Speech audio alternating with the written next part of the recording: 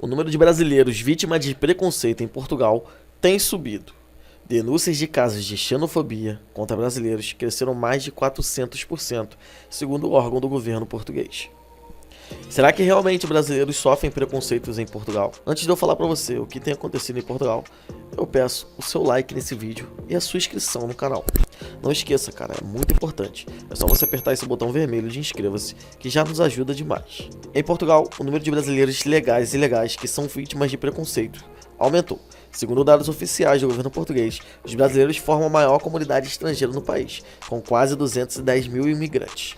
A Comissão de Igualdade contra a Discriminação Racial registrou um aumento de 400% de casos de racismo e xenofobia nos últimos 5 anos no país. Há pouco tempo atrás, Pedro Cosme da Costa Vieira, professor de Faculdade de Economia da Universidade do Porto, no norte de Portugal, foi demitido por comentários sexistas, racistas e xenófobos, entre os quais as mulheres brasileiras são uma mercadoria. Em fevereiro do ano passado, Vieira já tinha sido suspenso por 90 dias depois de um grupo de 129 alunos ter denunciado crimes de assédio e discriminação durante as aulas.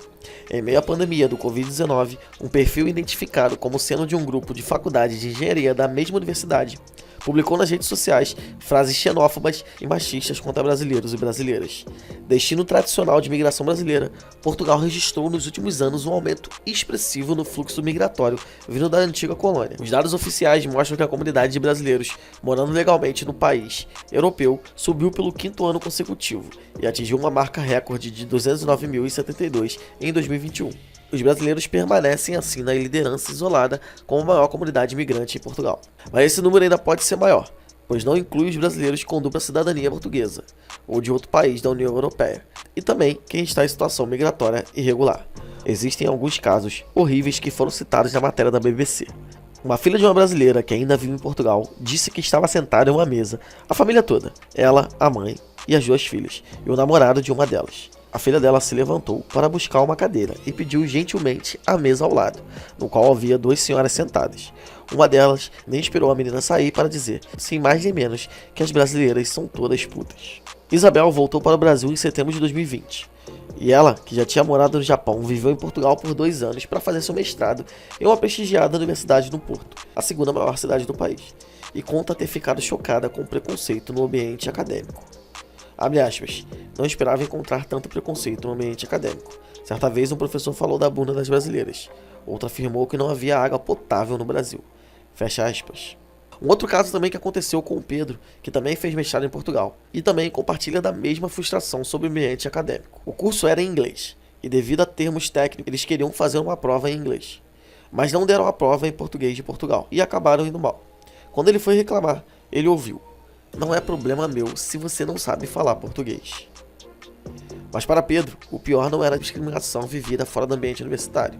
Ele relata que fingia não ser brasileiro por vezes e falava até inglês, a língua materna de seu companheiro, para ser bem tratado. Abre aspas. Quando eu telefonava para fazer reservas em restaurantes e falava em português, sempre ouvia que não havia mais mesas disponíveis. Eu pedia ao meu companheiro para ligar de volta e, surpreendentemente, ele conseguia fazer reserva. O tratamento era completamente diferente. Então, passei a falar inglês em restaurantes para ser bem tratado. Fecha aspas. Hoje, vivendo em Londres, no Reino Unido, Pedro diz que gosta de Portugal, mas não pensa em voltar a morar no país. A reportagem da BBC News Brasil tentou ouvir o governo português, mas até a conclusão dessa reportagem não obteve resposta. E como você pode denunciar? Cara, segundo a Comissão para a Igualdade contra a Discriminação Racial, qualquer queixas que se enquadrem no objeto da Lei nº 93/2017, de 23 de agosto, podem ser apresentadas no formulário eletrônico, presencialmente junto da própria CICDR, ou através do e-mail enviado para cicdr@acm.gov.pt, ou até por correio postal.